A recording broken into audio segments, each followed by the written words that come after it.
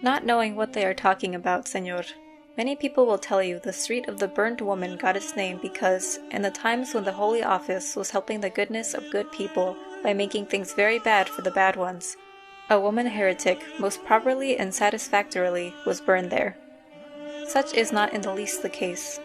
The Quemadero of the Inquisition, where such sinners were burned that their sins might be burned out of them, was nowhere near the Calle de la Quemada,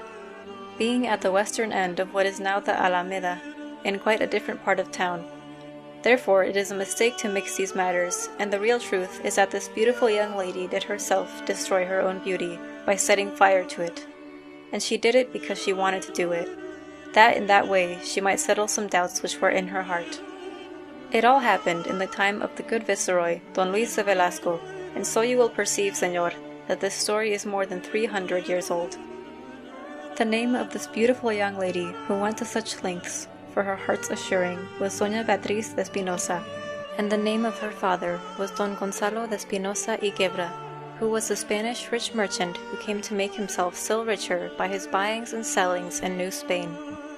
Being arrived here, he took up his abode in a fine dwelling in the quarter of San Pablo, and the very street that is now called the Street of the Burned Woman because of what presently happened there. And if that street was called by some other name before that cruel happening, I do not know what it was. Doña Beatriz was as beautiful, Señor, as the full moon and the best of the stars put together, and she was more virtuous than she was beautiful, and she was just 20 years old.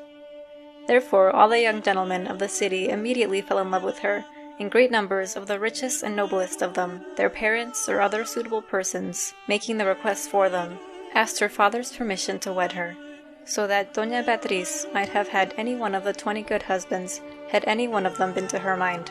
However, being a lady very particular in the matter of husbands, not one of them was to her liking. Wherefore her father did as she wanted him to do, and refused them all. But, on a day, matters went differently. At a great ball given by the Viceroy in the palace, Doña Beatriz found what her heart had been waiting for. And this was a noble Italian young gentleman who instantly, as all the others had done, fell in love with her, and with whom, as she had never before done with anybody, she instantly fell in love. The name of this young gentleman was Don Martin Cipoli, and he was the Marqués de Pinamonte y Frantecello, and he was as handsome as he was lovable, and of a most jealous nature, and as quarrelsome as it was possible for anybody to be. Therefore, as I have said, Señor, Doña Beatriz at once fell in love with him with all the heart of her, and Don Martin at once fell in love with her also, and so violently that his jealousy of all her other lovers set off his quarrelsomeness at such a rate that he did nothing in his spare time when he was not making love to Doña Beatriz, but affront and anger them, so that he might have the pleasure of finding them at the point of his sword. Now Doña Beatriz, Señor, was a young lady of a most delicate nature, and her notions about love were precisely the same as those which are entertained by the lady angels. Therefore, Don Martin's continual fightings very much worried her, raising in her heart the dread that so violent a person must be of a coarse and carnal nature, and that, being of such a nature, his love for her came only from his beblindment by the outside beauty of her, and was not, as her own love was, the pure love of soul for soul. Moreover, she was pained by his being laid on by his jealousy, for which there was no just occasion, to injure seriously and even mortally, so many were the young men. Therefore, Doña Beatriz, after much thinking and a great deal of praying over the matter, made her mind up to destroy her own beauty, that in that way she might pull all the jealousies out of the question, and at the same time prove to her heart satisfying that Don Martin's love for her had nothing to do with the outside beauty of her, and truly was the pure love of soul for soul. And Doña Beatriz, Señor, did do that very thing. Her father being gone abroad from his home, and all of the servants of the house being on one excuse or another sent out of it, she brought into her own chamber a brazier filled with burning coals, and this she set beneath an image of the blessed Santa Lucia that she had hung upon the wall to give strength to her in case, in doing herself so cruel an injury, her own strength should fail. Santa Lucia, as you will remember, Señor, with her own hands plucked out her own wonderfully beautiful eyes, and sent them on a platter to the young gentleman who had troubled her devotions by telling her that he could not live without them,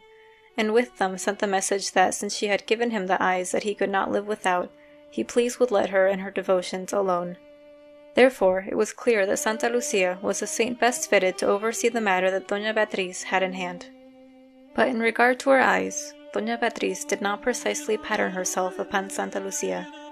knowing that without them she could not see how Don Martin stood the test that she meant to put him to, and also very likely remembering that Santa Lucia miraculously got her eyes back again, and got them back even more beautiful than when she lost them, because you see, they came back filled with the light of heaven, where the angels had been taking care of them until they should be returned.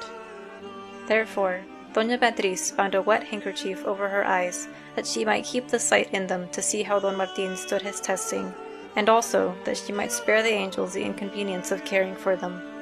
And then she fanned and fanned the fire in the brazier until the purring of it made her know the coals were in a fierce blaze. And then, Señor, she plunged her beautiful face down into the very heart of the glowing coals.